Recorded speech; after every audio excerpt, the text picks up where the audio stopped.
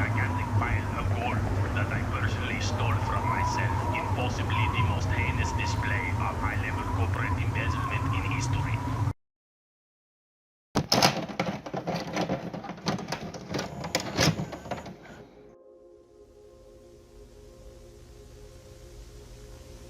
El año es 2024.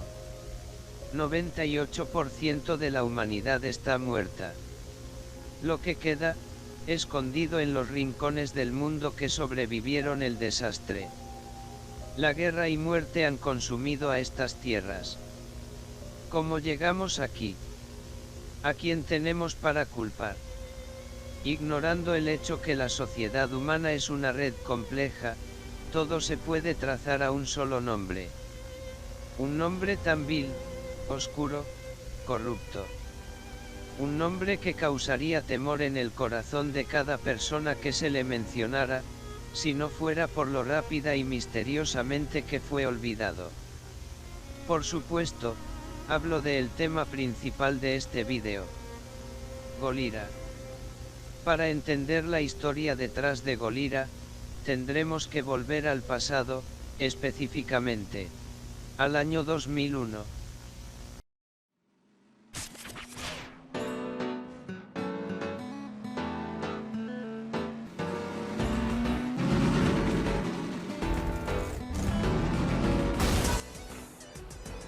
Estamos aquí, en Miami, Florida, en la misma calle donde durante el año 2001, Bethesda Softworks fue fundada.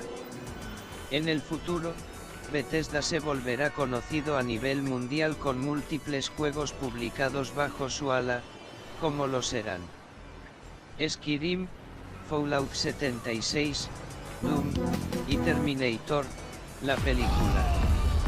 Alrededor de los años, Todd Howard, jefe de financia de Bethesda, estaba en serios problemas, pues el último juego publicado por Bethesda, Super Mario 64, fue un fracaso comercial, vendiendo 4 copias a nivel mundial. Buscando una solución, Todd utilizó el único recurso que posiblemente podría ayudarlo, un libro llamado el Necronomicon. En muchos documentarios recontando la historia de Golira, esta parte de la historia es ignorada, pues muy poco es sabido de lo que ocurrió esa noche. La mayoría de los rumores concuerdan que un demonio ayudó a Todd a invocar a Golira de las profundidades del infierno, pero en el canal de Rapdance, hemos decidido investigar más en profundidad. Por primera vez, exclusivo en este canal, les traemos una entrevista con Mal'Ganis, el demonio que ayudó a Todd Howard a invocar a Golira esa terrible noche. Buenos días, señor Mal'Ganis. Mal'Ganis, I am eternal. Cuéntenos, señor Mal'Ganis, qué ocurrió ese día en la oficina de reuniones de Bethesda. I heard that the Black Dragonflight tried to destroy Stormwind by disguising one of their own as a high-ranking official. Interesante, muchas gracias por su comentario, señor Malgranizo. Gather your forces and meet me in the Arctic land of Northrend. It is there that we shall settle the score between us. It is there that your true destiny will unfold. Y pues, ahí lo tenéis. En la entrevista, Mal'Ganis mencionó un juego creado por el legendario Golira, el cual es conocido en la comunidad occidental como Flying Gorilla. Flying Gorilla fue un éxito internacional, vendiendo 7 copias el día que salió, volviendo a Bethesda la compañía más rica del mundo. Sin embargo, la sed de sangre de Golira no quedó satisfecha con este éxito, y una semana después, el día después de Navidad, apareció en tiendas, Running Gorilla. Una secuela mucho más técnicamente avanzada a Flying Gorilla, Running Gorilla fue seleccionado Juego del Año, 7 años seguidos por la Academia de los Oscar. Vendiendo 8 octillones de copias en la primera hora tras salir, Running Guerrilla dejó en bancarrota a todas las compañías de videojuegos excepto Bethesda, y en unos días, llevó al colapso del gobierno de Nicaragua. Pero sorprendentemente, después de traer caos a estas tierras, Golira decidió que había tenido suficiente, y volvió a dormir. Por siglos, Golira durmió bajo la tierra, debajo del monolito de Diego Portales, hasta que un día, un YouTube de mayor fama, cuyo nombre y cara han sido censurados para defender su identidad, sacó el siguiente vídeo. Reaccionando a memes de Milicu. Reacción genérica a memes genéricos. El vídeo es bastante estándar, solo el creador del vídeo reaccionando a ciertos memes, hasta el punto de los 54 segundos, cuando ocurre lo siguiente. Atenta, no es tan rebuscado. Golira. En este momento, Golira fue despertado con una ira tan profunda, tan grande, que su mero respiro hundió a Australia a las profundidades del monte Everest.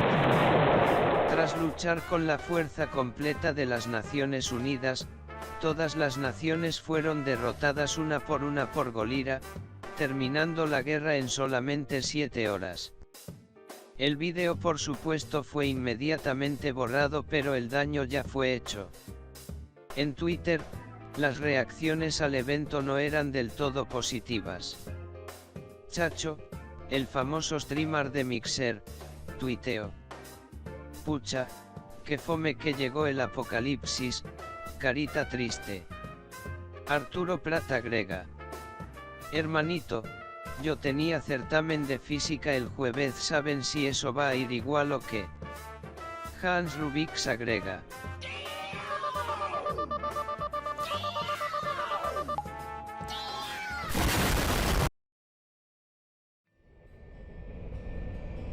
y eso nos lleva de vuelta al presente.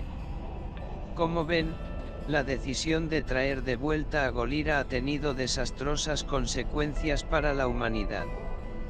Aquí estamos en lo que queda de Suecia.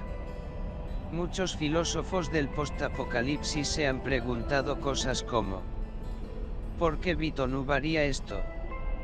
¿Era Golira realmente un mono? ¿Por qué diablos se hundió tan rápido Nicaragua?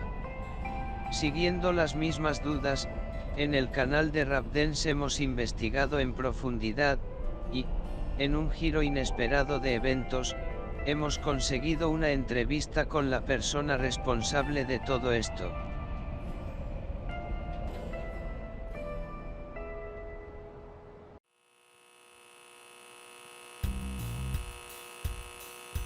Buenos días. Desde el estudio tenemos algunas preguntas para usted.